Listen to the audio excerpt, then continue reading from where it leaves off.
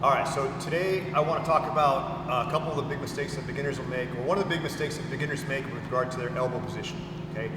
So, one of the things that you can do to substantially improve your ability to defend yourself is going to be keeping the elbows in, okay? So there's generally two principles with regard to the elbows here. Your opponent can attack you when your elbow is away from your hips or across the midline. Okay? So just as a rule, if you can keep your elbows at your midline, beyond your midline or at your hips, it becomes much more difficult to attack you. Okay? So one example here is in closed guard position. All right? A lot of the time, beginners, they'll start to reach either forward, they're kind of doing this. Even in some cases, people will start to try to attack the choke here. But all I'm doing is bringing my elbows above my partner's hips, away from my body, or even across the midline in some cases, okay? Now, in order for Cameron to attack me, he needs both of those things to be true.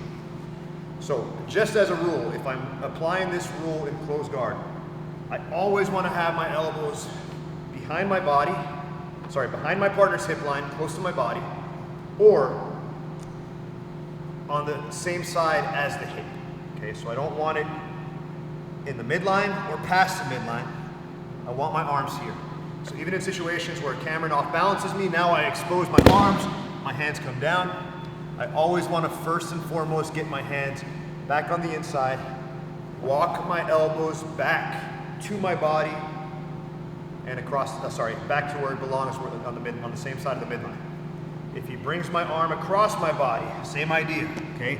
I've got to be able to get my elbow back, hand fight, get my arm back, and then start to work my posture here, okay?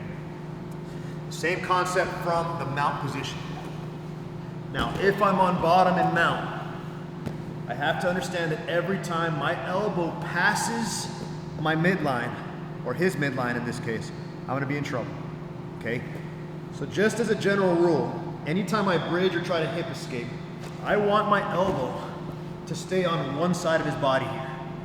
So if I bridge and he even tries to go to S mount, it's difficult because my elbow stayed on the same side of his body. If he does that again and my elbow slips past his ribs, easy to go to S mount and start working towards the arm bars, backs, etc. Okay? So when you bridge, the important thing to remember is that your elbow needs to not ever pass the midline here. So you bridge, elbow stays on the midline.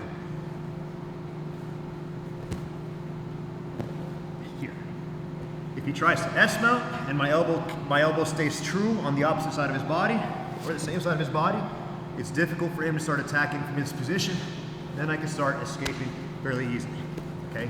The other thing again is don't have the elbows up. If he starts to reach for a choke, don't try to reach up and grab, just try to stay tight, hip escape out, frame against the hips. But your opponent cannot attack you if the elbows are in tight, okay? So just remember those two key principles when you're in attack situations where you're getting attacked. Elbows in, don't expose your elbow across the midline.